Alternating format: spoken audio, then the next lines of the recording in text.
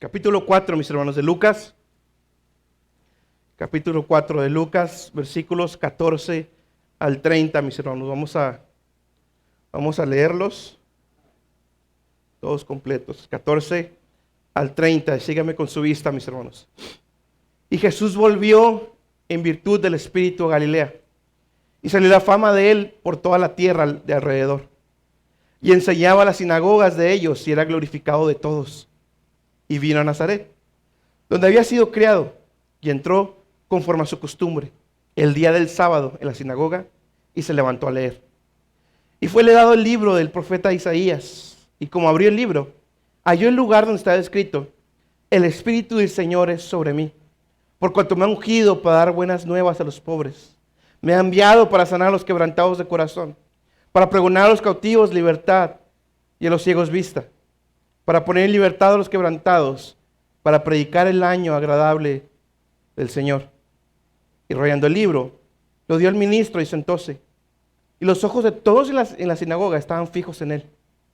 Y comenzó a decirles: hoy se ha cumplido esta escritura en vuestros oídos. Y todos daban testimonio y estaban maravillados de las palabras de gracia que salían de su boca. Y decían: ¿no es este el hijo de José? Y les dijo: sin duda me diréis este refrán: médico, cúrate a ti mismo. De tantas cosas que hemos oído haber sido hechas en Capernaum, haz también aquí en tu tierra. Y dijo: de cierto os digo, que ningún profeta es acepto en su propia tierra.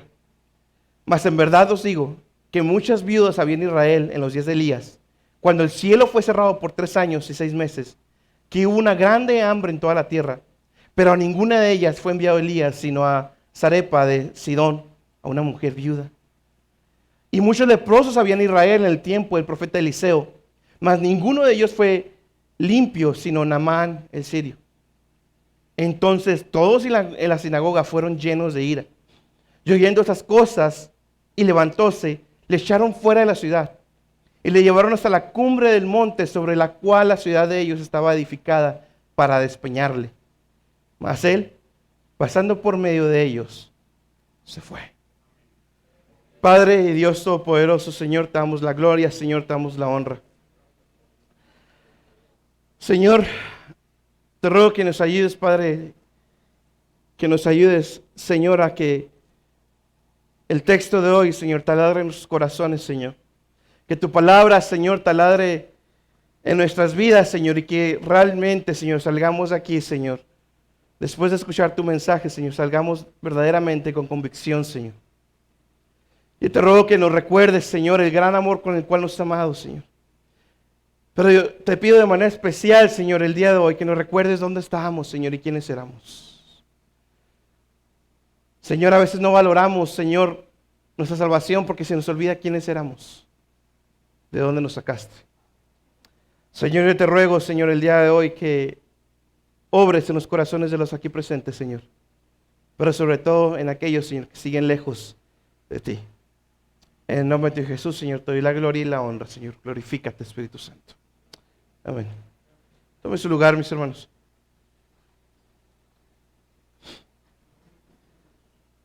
Hay un dicho, mis hermanos, hay un refrán y yo creo que todos lo han oído.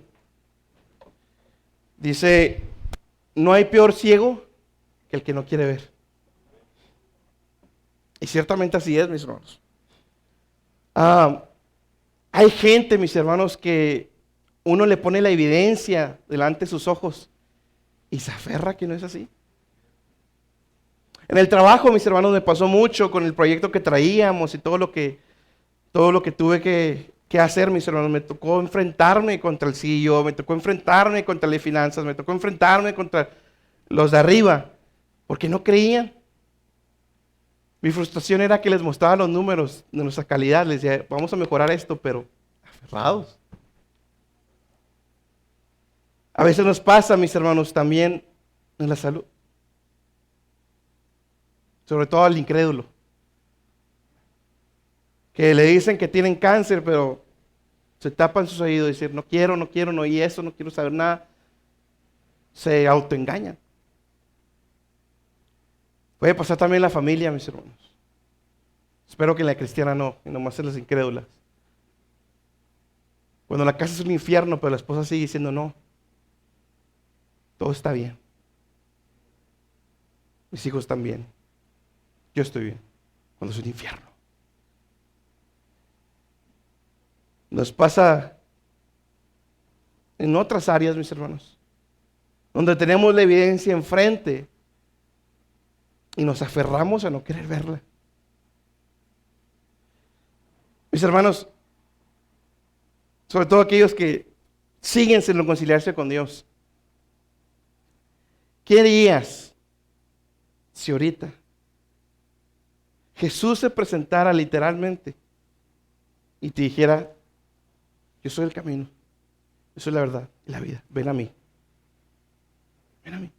¿Qué harías si Jesús literalmente se presentara hoy, ahorita? Si Dios quisiera una manifestación sobrenatural ahorita y un ángel se presentara, una manifestación de Dios visible se presentara y te dijera: ¿crees en mí? Yo te pregunto, ¿creerías?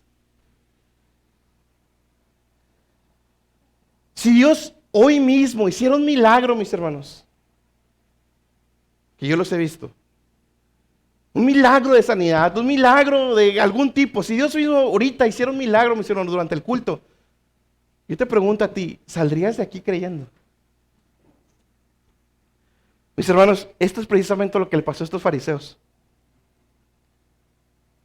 Jesús estaba ahí, literalmente les dijo: yo soy la salvación.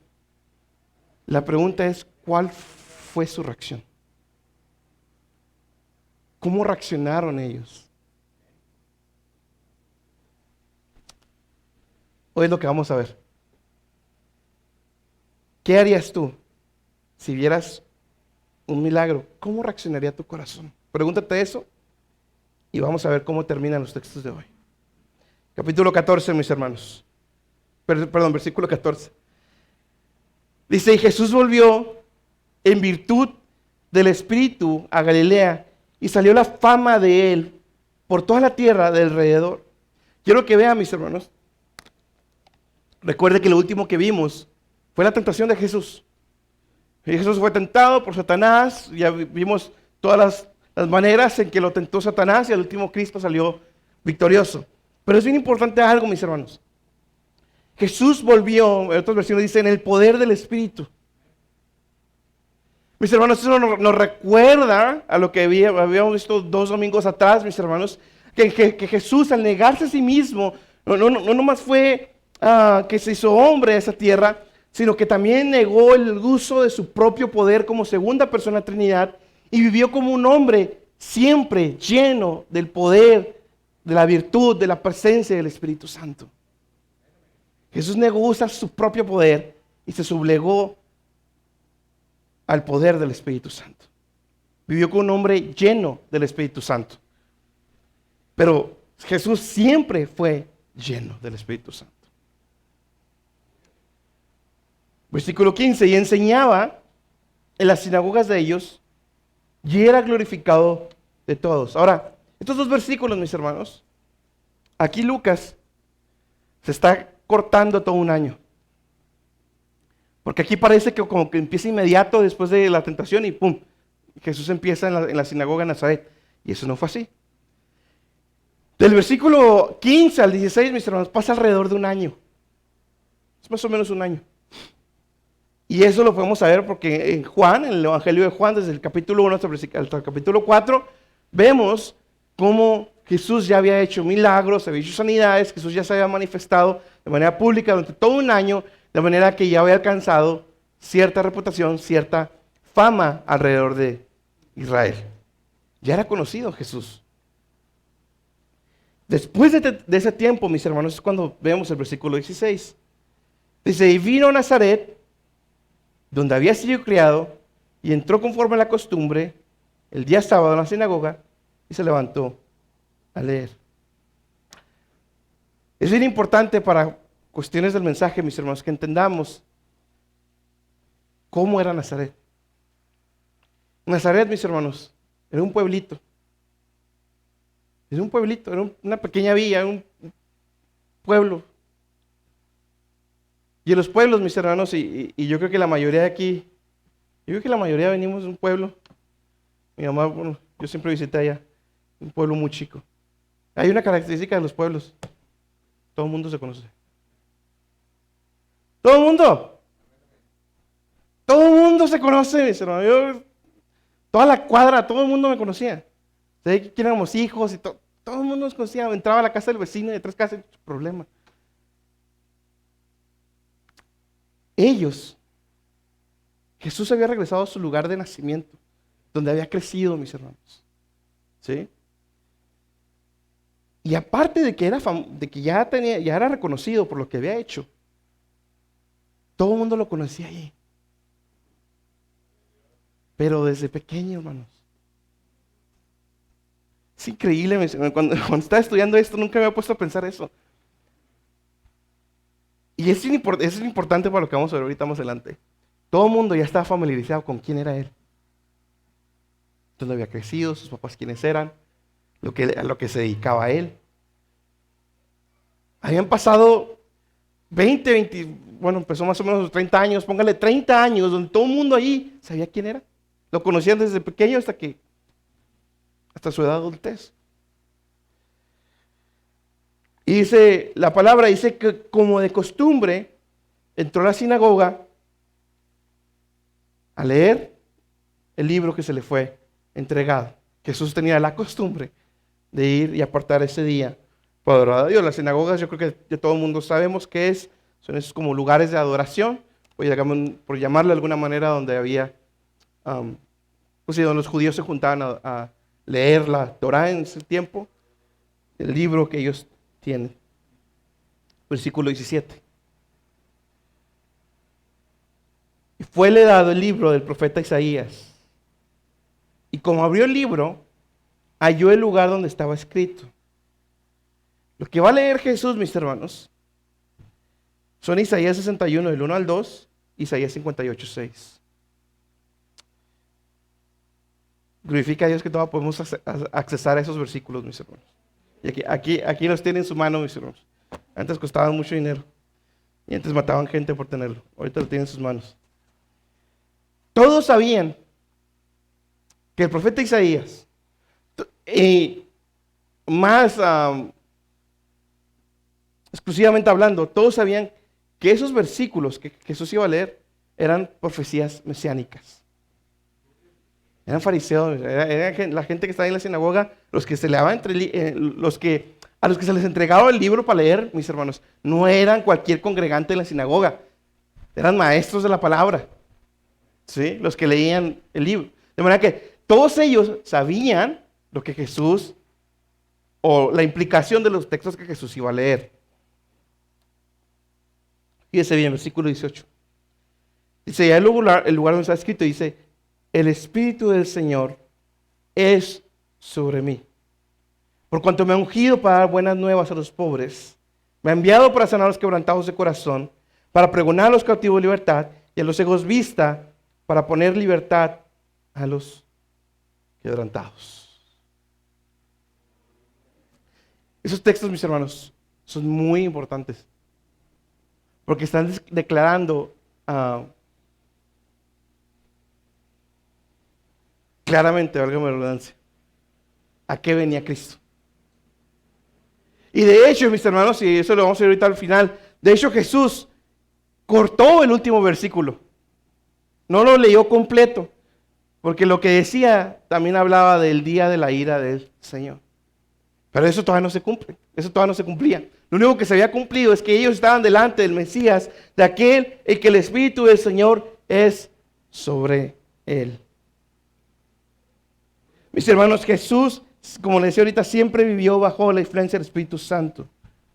Y dice, porque por cuanto me ha ungido, mis hermanos, y la palabra ungido, mis hermanos, quiere decir poder, fortaleza, santidad, consejo, por el Espíritu Santo. Mis hermanos, es indispensable, mis hermanos, pedirle a Dios, pedirle al Espíritu Santo que nos unja para poder llevar el Evangelio a otros. Porque es el poder, mis hermanos, es la fortaleza, eso es lo que nos identifica, mis hermanos, como testigos de Él. Todo mucho se puede decir testigos, mis hermanos, pero solo nosotros podemos tener esa unción del Espíritu Santo. Y esa unción no va a salir faltando a los cultos. Esa unción no va a salir dejando de leer la Biblia. Esa unción no va a llegar dejando de orar. Esa unción no va a llegar. Esa unción va a llegar renunciando a tu vida y viviendo para Cristo. Es, mis hermanos, importantísimo que busquemos siempre, mis hermanos, estar llenos del Espíritu Santo. Ahora, por medio, Dios va a usar 4 metáforas, o Dios usa en estos versículos 4 metáforas, por el cual nos muestra la condición desesperada de los pecadores.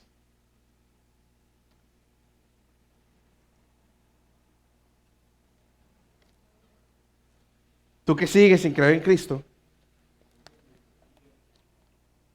estos son como que tus rayos X, como que la evidencia de lo que realmente eres y quién realmente éramos nosotros, mis hermanos. Dice Jesús, dice la palabra de Dios, por cuanto me ha ungido para dar buenas nuevas a los pobres. Ahora, eso no es literalmente eso. Jesús predicó tanto al rico como al pobre, mis hermanos. Tanto al soldado como al esclavo, Jesús predicó. ¿Qué está hablando aquí entonces Jesús, mis hermanos? Jesús no está hablando literalmente de tus finanzas. ¿Sí? Quiero que veas, no tiene cabida el evangelio de prosperidad. Él vino a predicar a los pobres porque ya tengas prosperidad y mañana tengas tu carro. No, mis hermanos. Jesús está hablando de una bancarrota más grave que la monetaria. Una bancarrota más grave que tus finanzas o que quedarte sin casa o sin carro. Tu bancarrota espiritual. Puedes tener todo lo que quieras, puedes tener todas las posesiones que quieras, sin embargo, Dios dice que todo aquel que está lejos de Él está en bancarrota espiritual. Mis hermanos, pobres son aquellos que reconocen que no tienen nada. Ahora, hay algo bien interesante con esto, mis hermanos. Hay gente que tiene todo económicamente hablando, tiene tu salud, su familia está completa, y pasa algo bien curioso. Reconocen su bancarrota, porque tienen todo, se dan cuenta que no hay nada, está vacío todo eso, pero lo curioso es que no todos corren a Cristo. Puedes llegar a ese punto y a lo mejor no vas a ignorar, vas a crecer, vas a llegar a tener dinero, vas a llegar a ese punto. Y aún así no quiere decir que vas a correr a Cristo. Mis hermanos, quiero que se den cuenta y valoremos nuestra salvación. Porque aún, y habiendo ellos tenido todo, aún aquellos, mis hermanos, que llegan a tener todo, se dan cuenta de su bancarrota, pero no todos corren a Cristo. No todos corren a Él. Qué tan difícil, mis hermanos, es encontrar un corazón así en estos días. ¿Sabe por qué? Porque el orgullo, la soberbia y el egocentrismo reinan. Porque aún y cuando reconocen su bancarrota, no piensan que necesitan a Cristo. No piensan que necesitan arrepentirse. Decía Juan Calvino, y yo lo he dicho varias veces, el corazón del hombre es una fábrica de ídolos. Se tumba uno, pues se va a levantar otro. Y a lo mejor ya no es el alcohol, a lo mejor ya no son las drogas, pero es tu familia ahora o es cualquier otra cosa.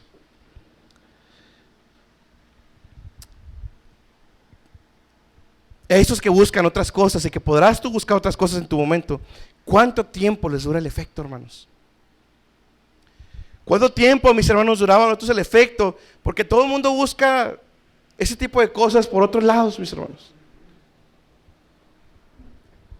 A lo mejor no todos se van, mis hermanos, con con cosas tan saludables, otros se refugian en el alcohol, en las drogas o lo que sea. Pero, ¿cuánto tiempo te dura el efecto? Sentirte esa paz temporal. El pobre, mis hermanos, es como aquel publicano arrepentido. Lucas 18:13. Lucas 18:13, mis hermanos. Dice, y estando lejos, no quería ni aún alzar los ojos al cielo, sino quería su pecho diciendo, Dios, sé propicio a mí, pecador. Ser pobre de espíritu, mis hermanos, significa reconocer que no hay nada en este planeta Tierra, mis hermanos, que pueda realmente traer paz a mi corazón. No hay nada. Es lo que realmente es un pobre de espíritu. Este publicano, mis hermanos, estaba de lejos, y si usted recuerda, había otro que estaba muy cerca. Había otro que se creía que estaba bien. Mis hermanos, como cristianos podemos considerarnos ricos. Y ahorita vamos a ver eso. Pero este publicano, mis hermanos, sabía que fuera de Dios no hay nada, mis hermanos. Fuera de David no podemos hacer nada. Fuera de la perla preciosa no hay nada más precioso. Fuera de ese tesoro escondido, de ese terreno donde está el tesoro escondido, no hay nada más valioso, mis hermanos. Eso es ser pobre de espíritu. Saber que fuera de él no hay nada. ¿Quieres saber si es pobre de espíritu? ¿Cuánto tiempo invierte en lo temporal? ¿Dónde está su mente, mis hermanos? Porque ahí va a estar tu corazón. Ahí donde tienes tu tesoro, ahí va a estar tu corazón. La pobreza espiritual no es algo fingido. No me trata de venir aquí pegándome al pecho de rodillas desde su casa hasta aquí. Dice Jesús, por cuanto me ha ungido para dar buenas nuevas a los pobres, me ha enviado para sanar a los quebrantados de corazón. A los quebrantados de corazón. Dios no rechaza al contrito y humillado, al corazón contrito y humillado. A ese lo va a perdonar. Puedes llorar todo lo que quieras, puedes fingir, como nos contaba nuestro hermano Joel, puedes fingir todo lo que quieras. Puedes ponerte la lagrimita aquí, pero eso no te va a salvar de nada. Dios quiere un corazón contrito y humillado, mis hermanos, y para llegar a eso tenemos que quebrar el orgullo, la soberbia y el egocentrismo. Los pobres del espíritu, Dios les llama bienaventurados. Mateo 5:3 dice, bienaventurados los pobres del espíritu, porque de ellos es el reino de los cielos. De ellos es el reino. Y como le decía ahorita, también como cristianos, nos podemos creer ricos. Y había una iglesia en Turquía que se creía rica. Apocalipsis 3:17. Porque tú dices, yo soy rico y me he enriquecido. Y de ninguna cosa tengo necesidad. Y no sabes que tú eres un desventurado. O sea, lo contrario de bienaventurado, un desventurado. Miserable, pobre, ciego y desnudo. Mis hermanos, no quiere decir el monetario, necesariamente. No quiere decir monetario necesariamente. Te crees rico, enriquecido, estás a gusto, estás cómodo en tu silla, nadie te dice nada. No, estás pobre. ¿Crees que tus obras te van a llevar a algún lado? ¿Crees que por venir a la iglesia? ¿Crees que por lo que estás haciendo? ¿Crees que por tu manera de predicar? No, eres pobre, mira, miserable eres. Esa era la situación de la Odisea, mis hermanos, creían que no necesitaban a Cristo. Es el problema de poner tus ojos fuera de Él. Dice, continúa el versículo, para pregonar a los cautivos libertad, para predicar a los cautivos libertad. Entonces el primer punto fue, los que están lejos de Cristo son pobres en espíritu. Tienes una bancarrota. Número 2, los que están lejos de Cristo, estás encadenado a tu propio pecado. El ser humano no es libre. El ser humano no es libre, mis hermanos. Dice, los pecadores perdidos creen que son libres. Fíjate bien, los pecadores perdidos creen que son libres. Y dejando a un lado la religión, mis hermanos, allá afuera te hacen creer que eres libre, pero no eres libre. Nadie es libre. Somos influenciados 24/7, mis hermanos, por las redes sociales, por el medio, por el mundo. El ser humano normal allá afuera es influenciado por todo eso, mis hermanos. Sus decisiones en sí no son propias, mis hermanos. Nos imponen ciertas cosas mundanamente hablando, socialmente hablando. ¿Cuál es la diferencia entre un carro del año y un carro a lo mejor que no es del año, pues está sirviendo? ¿Para quién es la marca? ¿Cuál es la diferencia entre una camisa Adidas y una camisa de ahí el Soriana para hacer crecer? ¿Cuál es la diferencia?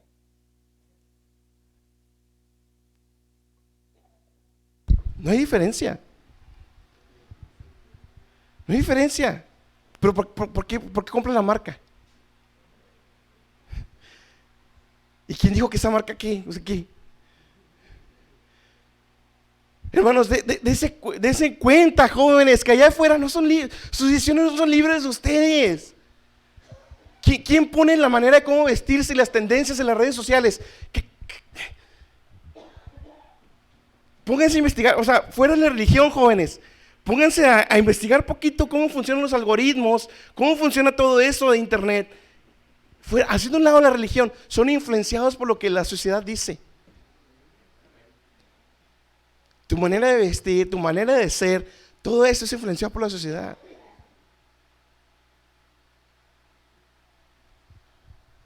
Bueno, yo lo veo y usted lo ve. Serie nueva, tendencia nueva, y todos haciendo lo mismo en YouTube, en Facebook, en TikTok. ¿De verdad eres libre? ¿Qué importa si le caigo bien al del lado, o al de enfrente o al de atrás? Pero porque quieres caer bien a fuerzas. No somos libres. Estás atado a tu propio pecado. Dice, los pecadores perdidos creen que son libres y ven el cristianismo como una infracción a su derecho de ser y hacer lo que les da la gana. O sea, mi predicación al mensaje, yo por ser cristiano, piensas que me estoy interponiendo en tus derechos de hacer lo que tú quieres. No, te estoy hablando de que puedes ser libre en Cristo. Porque ya como cristianos, mis hermanos, se supone, mis hermanos, que como cristianos verdaderos no vamos conforme a este mundo. No importa, mis hermanos, si es Calvin Klein o si es del Soriana o del Coppel. De verdad se los digo, mis hermanos, mi esposa sabe, no importa.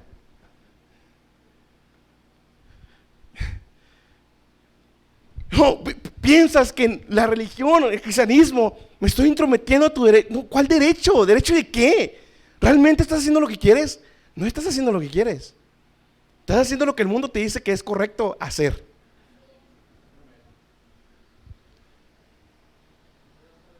Creen tener su vida, pero en realidad las cadenas de tu pecado te están hundiendo más y más. De verdad, se los digo, jóvenes. No me puedo comparar a ustedes porque de verdad, y estoy asombrado. ¿Cuándo salí de la secundaria? Como hace 10 años, por ahí, no sé. Más tiempo, no sé. Hace 10 años, tengo 30. Así 10 años. Sí, porque tenía 18. No más, 15 años. Hostia. Ha cambiado el mundo mucho. En 15 años. Está peor ser joven ahorita.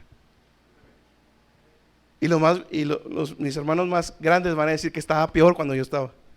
Pero así se ha ido haciendo peor y peor y peor.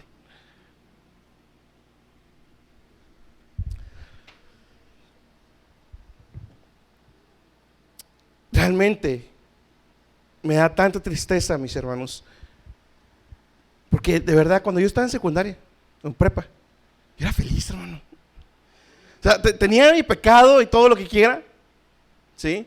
Pero mi pecado tenía cierta felicidad. Sí, y eso es bíblico, está ahí en Hebreos, como lo muestra ahí en Hebreos.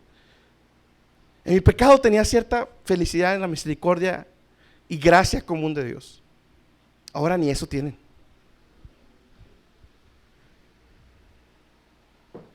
Ahora ni eso tienen. Hermano, yo tengo la poca interacción que tengo con muchachos de 20 años, uno de ellos va al psicólogo. Porque no puede ni consigo mismo. Pero le hablo de Cristo y no quieren saber nada. Quiero que te des cuenta en este día, joven. Hermanos, todos nosotros, no eres libre realmente. Si no es el alcohol, va a ser otra cosa. Pero vas a estar atado siempre a algo, y ese atado siempre te va a terminar lo mismo. Hay algo, mis hermanos, en la maquila, yo creo que todos los han escuchado. Siempre para resolver problemas te piden la causa raíz. Siempre. A mí como ingeniero, cada vez que hay problema, causa raíz, ingeniero. ¿Para qué es la causa de raíz? Para que no vuelva a pasar. Porque nada sirve de tapar baches si no están resolviendo la causa raíz del problema. ¿Sí? El mundo nomás está tapando baches. Ansiedad, depresión, todo psicólogos nomás están tapando baches, no están quitando el problema de raíz. ¿Sabes por qué? Porque después vuelve. Y el problema de raíz no está quitado. ¿Cómo me valora a mí el trabajo? Vuelve a salir el mismo defecto y así me va. ¿No que fue la causa raíz? Entonces no fue. La causa raíz del problema del ser humano es su pecado. Es que estás encadenado a tu propio pecado. Juan 8:34, Jesús le respondió: de cierto os digo que todo aquel que hace pecado es siervo de pecado. Todo aquel que peca es siervo, es esclavo de su propio pecado. Todo aquel que peca es esclavo de ese pecado que está cometiendo. Pueden ser mentiras, puede ser deshonestidad, puede ser pornografía, puede ser cualquiera de esos tipos. El que hace pecado es siervo de ese pecado. Efesios 2, del 2 al 3, porque valore su salvación, hermano. En que en otro tiempo anduvisteis conforme a la condición de este mundo. ¿Se da cuenta? No me estoy inventando nada. En otro tiempo nosotros andábamos conforme a la condición de este mundo. Los que están lejos de Cristo andan conforme a la condición de este mundo, conforme a la marea de este mundo, conforme al príncipe de la potestad del aire, conforme a Satanás. Porque al final el que está moviendo la sociedad es Satanás. Y Satanás obviamente ahorita te quiere hacer creer que burla, hermano, que es eso, no existe, pura tontería. Síguelo creyendo. El espíritu de ahora obra en los hijos de desobediencia, entre los cuales todos nosotros también vivimos en otro tiempo, en los deseos de nuestra carne, haciendo la voluntad de la carne y los pensamientos, y éramos por naturaleza hijos de ira. No eres amigo de Dios por venir a la iglesia. Jóvenes, niños, no son amigos de Dios por venir a la iglesia, o porque papá y mamá son cristianos.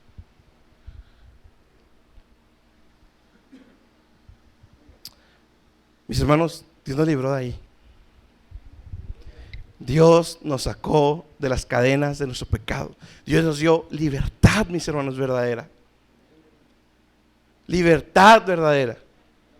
Y la libertad es ser siervo de Cristo. Esa es la verdadera libertad. Esa es la verdadera libertad en Cristo Jesús, mis hermanos. Mis hermanos, Cristo nos haya liberado no quiere decir que no nos podamos poner las mismas cadenas otra vez nosotros. Obviamente, no en el mismo sentido, porque si somos comprados por la sangre de Cristo, ya nadie nos puede alejar y arrebatar de su mano. Obviamente no es igual. Pero sí podemos dar entrada otra vez al enemigo, a nuestra carne. Y si damos entrada, para salirnos, está muy difícil. Hermano Víctor, ¿puede apagar la calefacción, por favor?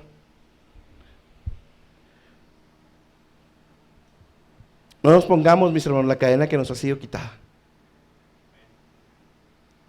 Libertad, mis hermanos, quiere decir perdón. Jesús nos libró de pagar el castigo de nuestros pecados, mis hermanos. Por medio de su muerte, mis hermanos, en la cruz. También continúa el versículo. Dice, para pregonar a los cautivos libertad y a los ciegos vista. A los ciegos vista. Jesús sanó a muchos ciegos literalmente. Dios lo hizo, Jesús lo hizo en su ministerio terrenal literalmente. Pero la ceguera peor que la física, que la ceguera espiritual.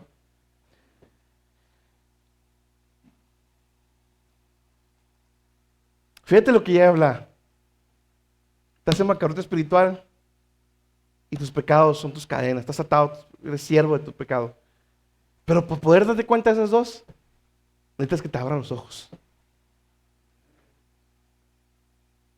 Yo podré decir, mi hermano, usted podrá predicar, usted podrá ser el mejor apologista, usted podrá predicar lo mejor y ser una copia de Spurgeon sobre la faz de la tierra, pero mi hermano, si no es Dios quitando la venda, por eso ruéguele a Dios por sus hijos, ruéguele a Dios por sus seres queridos. Porque no es más que Dios. No es más que Dios, mis hermanos. Y nosotros, mis hermanos, en otro tiempo éramos ciegos, pero Cristo nos dio la vista. Nosotros pudimos responder al llamado del Evangelio por la luz de Cristo que respondió sobre nosotros y pudimos ver. Yo les he dicho varias veces que a mí me pasaba, yo era algo muy curioso, mis hermanos. Yo no sabía que estaba mal, yo todo estaba bien. A mitad de mi carrera, yo no sabía que era pecado. A mí nunca un cristiano me había evangelizado. Nada, cero. Yo pensé que estaba bien en todo. Hasta que vinieron a romperme la burbuja. Pero pude darme cuenta. Y sabes que a lo mejor te está pasando como a mí. Me di cuenta y poco a poco dije, caray, no estoy tan bien como pensaba. Y poco a poco, le voy pidiendo a Dios, si esto es verdad, ayúdame a creer porque no creo. Dice, para dar vista a los ciegos, para poner en libertad a los quebrantados. Esto es hermoso, mis hermanos. Este último punto es hermoso. Porque ahí la palabra quebrantados se está refiriendo a aquellos que son oprimidos por las aflicciones de la vida. Jesús también vino a darnos descanso. Jesús también vino a dar descanso al oprimido, al cansado por las aflicciones de la vida. Porque, mis hermanos, si usted le ha ido más o menos bien, dele gracias a Dios, que no tiene grandes aflicciones en la vida. Porque no hizo nada para no merecerlas o para que no le tocaran. Pero, mis hermanos, aún en las aflicciones que tuvimos, algunos sentían el peso de ellas, otros no. Pero Dios vino a dar ese descanso, mis hermanos, en Cristo.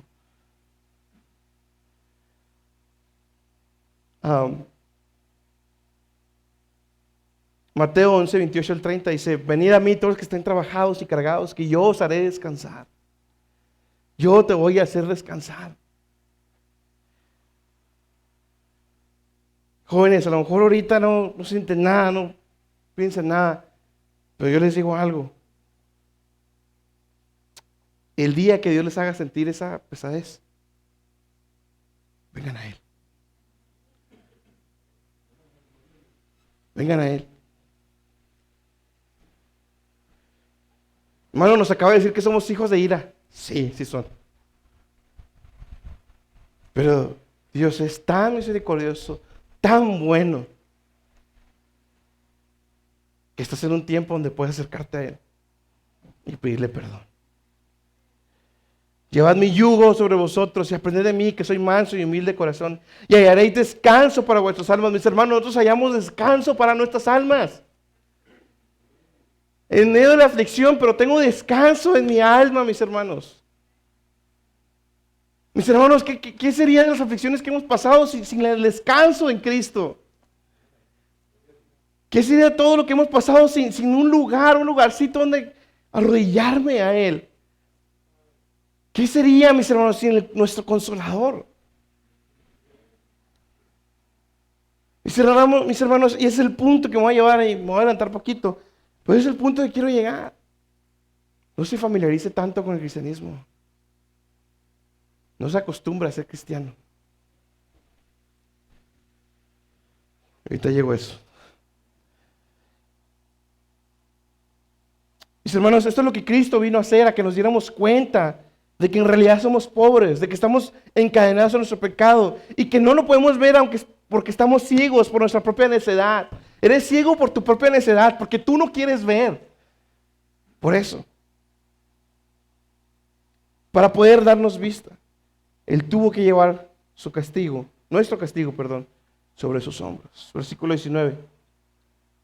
Jesús vino para predicar el año agradable del Señor y ¡bum! Ahí es donde le cortó.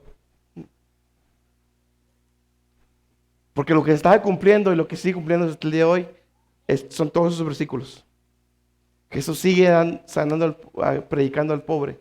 Dios sigue dando libertad al oprimido. Dios sigue dando vista a los ciegos. Estamos en el año agradable del Señor. Ahorita es cuando puedes correr a Él por salvación, antes de que sea demasiado tarde. Porque el versículo que sigue es lo que les acabo de decir ahorita. Está hablando del día de la ira del Señor. Y ahí ya va a ser demasiado tarde. Ahora, quiero que vea la reacción. Y aquí es donde entramos un poquito más al centro del mensaje. Y rollando el libro, lo dio al ministro, versículo 20, estoy leyendo, el 21.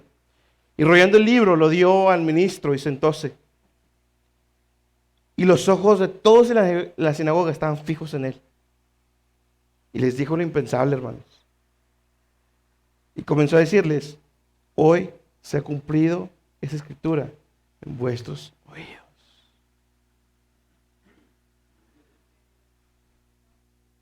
Nosotros que ya estamos de este lado entendemos lo que está pasando. Es Dios literalmente ahí con ellos, diciéndoles yo soy. Yo soy. Y otra vez a lo que les dije al principio, ya sabían lo que Jesús podía hacer. Ya sabían cómo Jesús había manifestado en Capernaum y en lo que Dios había hecho, que Jesús había hecho. Mis hermanos, es un momento increíble. Es un momento para que nos palpite el corazón rápidamente, mis hermanos. Ante tal suceso, tal vez pudiéramos pensar, mis hermanos, que todos los que estaban ahí se rindieron en adoración a Jesús.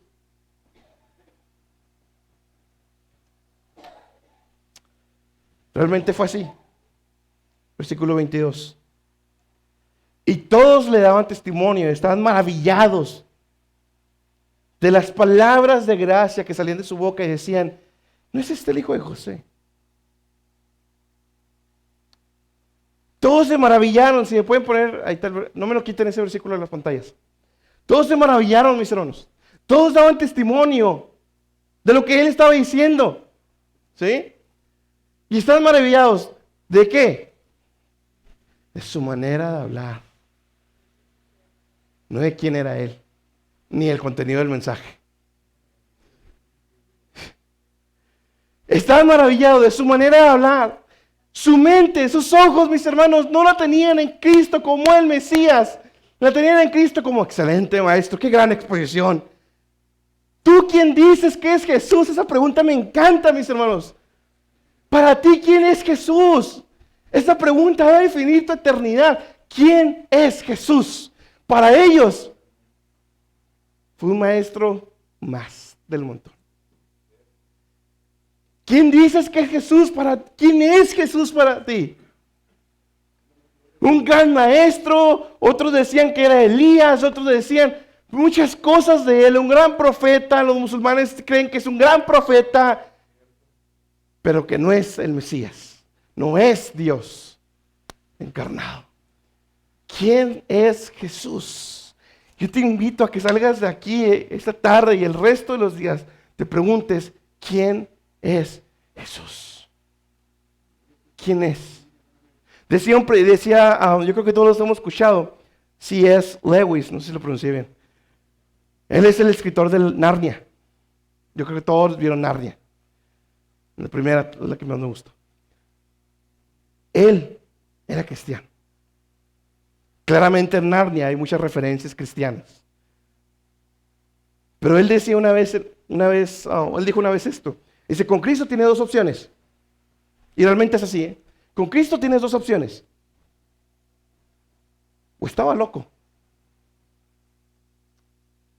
o realmente era quien dijo que era. Nomás hay dos. Porque qué hombre en sus 5 sentidos va a decir que es Dios mismo y va a querer enfrentar la muerte hasta el último punto en la cruz, latigazos, escupitajos, todo lo que enfrentó Cristo en la cruz. ¿Qué hombre en sus 5 sentidos va a aguantar todo eso hasta su muerte? ¿O estaba loco? ¿O si era quien decía quién era?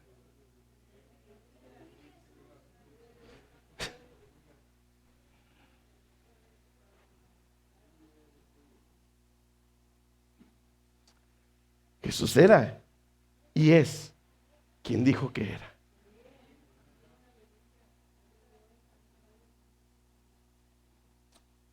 Decían, ¿no es este el hijo de José? Quiero que vea lo que está pasando aquí, ¿eh? Otra vez, váyase para atrás a lo que dije al primer principio. Todo el mundo sabía quién era. Todos ahí lo habían conocido desde chiquito. Jugaba ahí con los vecinos. Sabían que se había dedicado con su padre a la artesanía o carpintería, lo que fuera que hizo. Todos sabían quién era su mamá y sus hermanos. Estaban muy familiarizados con quién era él. Marcos 6 del 1 al 3. Algunos dicen que es paralelo, otros dicen que no, no sé, pero pasa exactamente lo mismo. Y salió de allí y vino a su tierra, a Nazaret, ¿sí? Y le siguieron sus discípulos. Y llegando el sábado comenzó a enseñar en la sinagoga. Y muchos oyéndole estaban atónitos, diciendo, ¿de dónde tiene estas cosas? O sea, ¿de dónde sacó su sabiduría?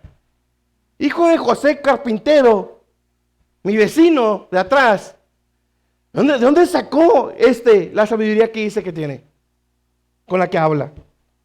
¿Y qué sabiduría es esta que les es dada? ¿Y qué con todas las maravillas que han hecho salidos por sus manos? ¿Quién es este? Estaban diciendo. ¿No es este el carpintero? El hijo de María. Eso era un insulto.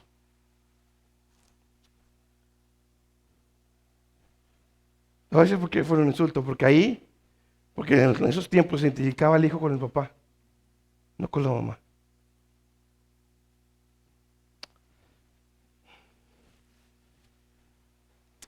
Me hasta cuesta pronunciarlo, pero muchos o fariseos le llegaron a decir bastardo.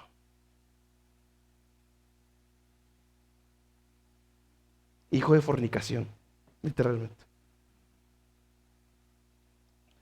¿No es este el hijo de María? Hermano de Jacobo y José y Judas y Simeón. Dicho de paso, Jesús tenía hermanos. María no fue la siempre virgen. ¿Y no está también aquí con nosotros sus hermanas? Y se escandalizaban de él. Conocían muy bien a Jesús, pero no podían conciliar en sus mentes, mis hermanos, que él podía ser el Mesías. Su gran problema fue su familiarización con Jesús. Ese fue su gran problema. Ahora, ¿qué tiene que ver eso? La familiaridad engendra desprecio. Pero cuando se trata de Dios, es mucho peor. Porque la familiaridad engendra incredulidad. Y hasta nosotros como cristianos. Déjalo aplico. Aquí, ahorita, en este edificio. Jóvenes, ustedes asisten con regularidad a la iglesia. Se saben a lo mejor versículos de memoria. Ya saben más o menos cómo predica el hermano Germán. Se saben el evangelio.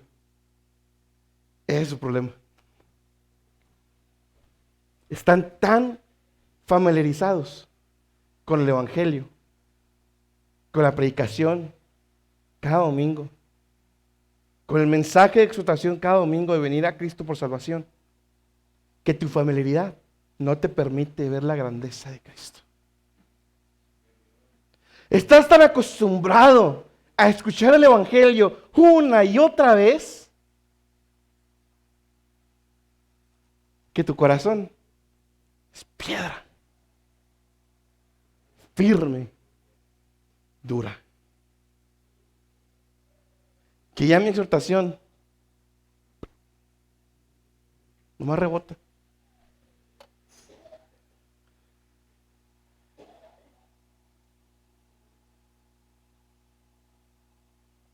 Mi esperanza es ser como esa gota de agua sobre la piedra. Pum, pum, pum, pum. Y después de un tiempo, ya no te ladró.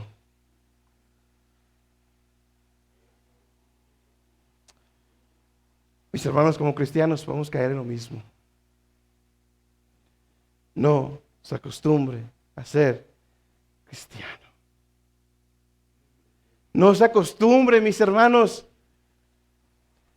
a las grandes verdades de Dios, porque caemos en familiaridad, caemos en estar tan acostumbrados porque dejamos de estudiar, porque dejamos de orar, porque se nos olvida quiénes somos y quién es Él. Mis hermanos, por eso tanto es el énfasis del estudio, tanto en la palabra de Dios, mis hermanos, como aquí cada domingo lo decimos y entre semana.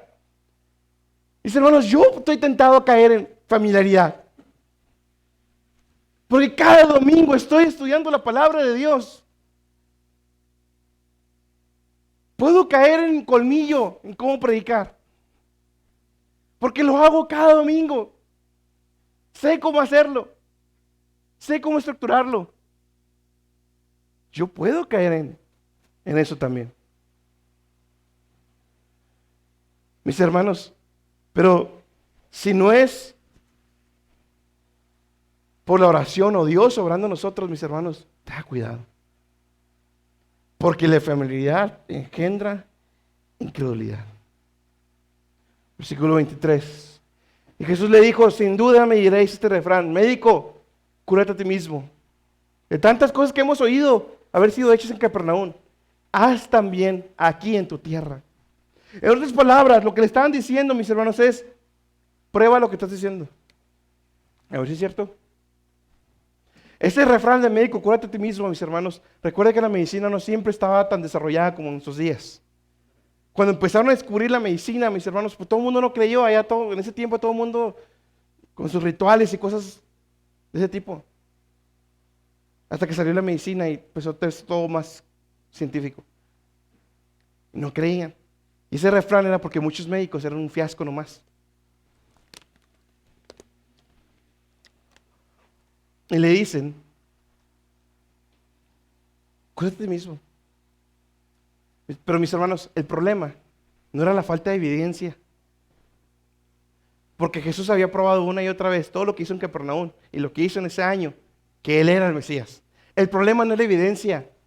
Y en nuestros días, mis hermanos, el problema no es la evidencia que presentemos delante del incrédulo. No son los argumentos convincentes, mis hermanos. ¿Sabe cuál es el problema? Tu incredulidad. Decía un predicador, esa es tu gran tragedia. Tu incredulidad. Tu incredulidad. Quiero que vean, mis hermanos, que nadie, nunca en las Escrituras cuestionó los milagros de Jesús. Nadie. Nunca nadie cuestionó si lo sanaste, si le quitaste la ceguera. Nadie cuestionó los milagros, eran de verdad. Nadie en la escritura les cuestionó. Pero nadie creyó lo que estos milagros apuntaban. Puede presentarse Jesús aquí mismo, ahorita, un ángel. Pero eso no te va a llevar a creer. Tristemente. Puedes ver un milagro, como yo sé que algunos de ustedes literalmente los han visto. Pero eso no te va a llevar a creer.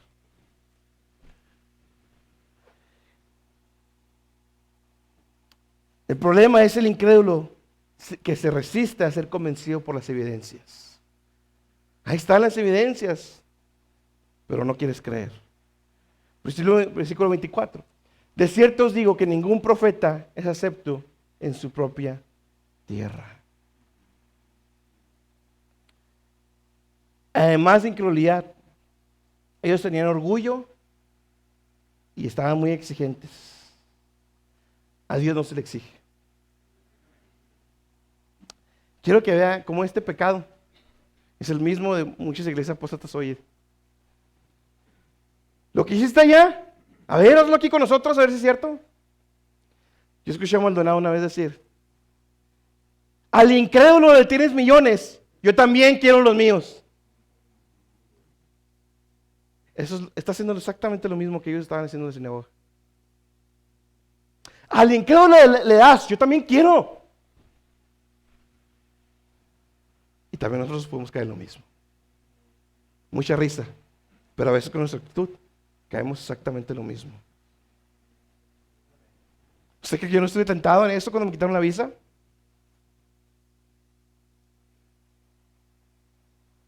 Agarran quién sabe cuántos en el puente con la visa, con la droga. Tienen visa con la droga. Yo la quiero para predicar tu palabra y tengamos cuidado, mis hermanos. No nos jactemos tan fácil. Yo soy tu hijo, Señor, por lo tanto.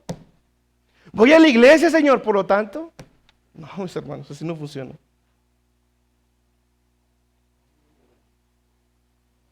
Ahora,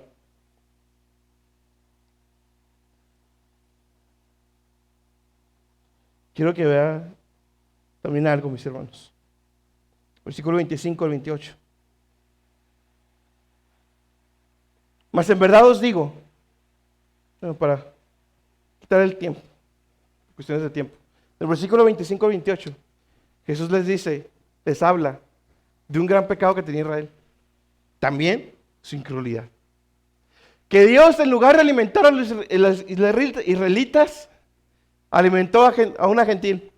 Que Dios, en lugar de sanar a los leprosos de Israel, sanó a un leproso sirio que también era hasta enemigo de Israel. ¿Cuál fue su reacción? Versículo 28. Entonces todos en la sinagoga fueron llenos de ira oyendo estas cosas. ¿Qué fue lo que los prendió? ¿Qué fue lo que les prendió el cohete, mis hermanos? Porque al principio, en el versículo 22, todo el mundo estaba maravillado por la manera en que Jesús estaba hablando. Todo el mundo daba testimonio de lo que Jesús, la manera en que hablaba. Versículo 29 lo quiere matar. Mis hermanos, Jesús le recordó que ellos estaban cayendo en el mismo pecado que Israel. Incrédulos. Son incrédulos. Los oyentes no estaban dispuestos, mis hermanos. Ellos jamás se verían a sí mismos como pobres, prisioneros, ciegos o oprimidos. Su orgullo, mis hermanos, tenía hasta las nubes. A Jesús le dijeron, nunca hemos sido esclavos de nadie. Más ciego es el que no quiere ver. El fariseo y el publicano, Señor, yo todo lo que hago. No, hermanos, no caigamos a la incredulidad de Israel, aún como cristianos. Aún como cristianos, mis hermanos. Ellos se veían a sí mismos como justos. No se trata de hacer buenas obras, porque ellos tenían buenas obras. Tenían obras, bueno, al menos obras tenían. Buenas no. No se trata de hacer obras. Los fariseos tenían obras creyendo que por ellas habían ganado el favor de Dios. Pero Jesús les mostró la gran tragedia de su incredulidad. Jesús les dijo: bola de pobres, bola de ciegos, oprimidos, y no lo quieren ver. Creyó más un gentil que ustedes.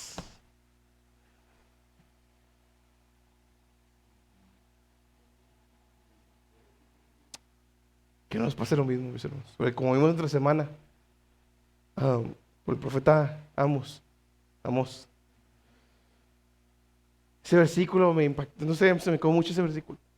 Venid de Egipto, venid, vengan a ver el pueblo que se dice a sí mismo que es mío. Dios está llamando a los gentiles para que vean la miseria del pueblo malagradecido. Hermanos, versículo 29 al 30. Y levantándose le echaron fuera de la ciudad y le llevaron hasta la cumbre del monte sobre el cual la ciudad de ellos estaba siendo edificada para despeñarle. Lo querían matar, lo agarraron, se lo llevaron para matarlo, para apedrearlo. Mas él, pasando por en medio de ellos, se fue. Se reveló su verdadero corazón. Y te voy a decir algo, joven, si hubiera pasado ahorita lo mismo, hubieras querido hacer tú exactamente lo mismo. Porque tu corazón ahorita, y cada vez que escuchas el evangelio, te ríes o puedes decir que no es cierto. Mis hermanos, todos nosotros hubiéramos respondido igual. Todos. Ahora, yo le voy a hacer una pregunta como cristianos. ¿Cómo respondemos cuando nos confrontan?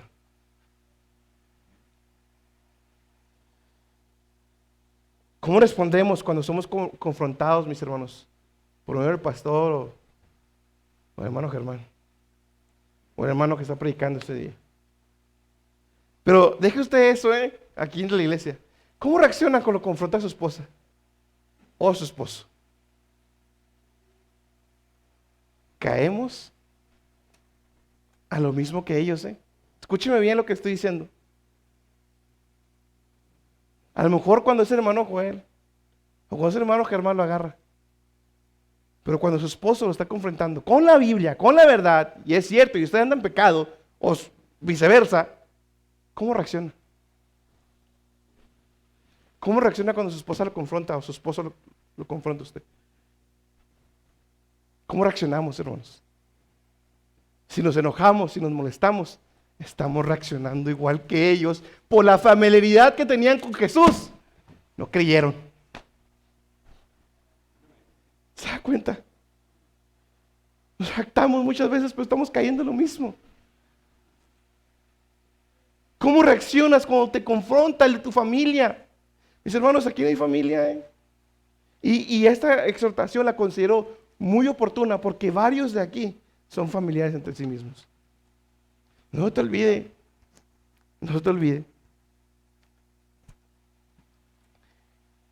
Y no se los olvide, y con todo respeto se los digo, mis hermanos, que yo soy el oficial.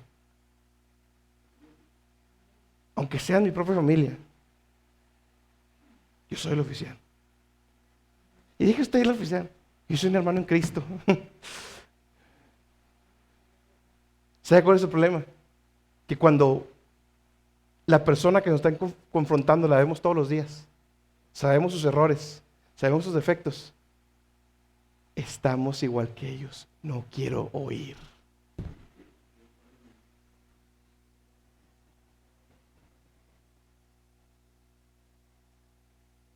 ¿Cómo andamos? Matrimonios, hijos, hijas, tíos, primos, sobrinos.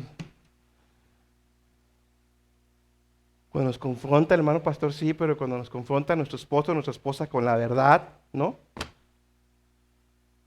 ¿Por qué?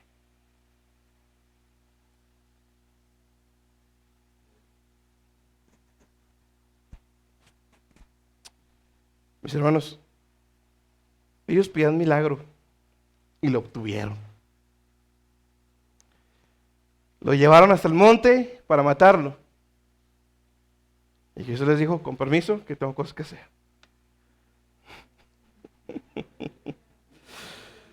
Grande nuestro Señor. Yo no sé qué habrán pensado los que están ahí, no sé, la verdad. ¿Quieres milagro? Este es tu milagro.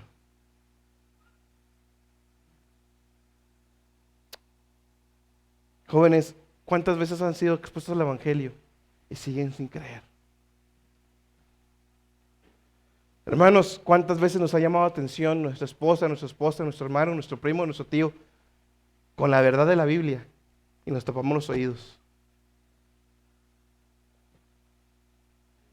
Yo les pido que en esta tarde no se hagan como que no les estoy hablando. Aquí estoy enfrente. Aquí estoy enfrente. Aquí estoy enfrente, hermana.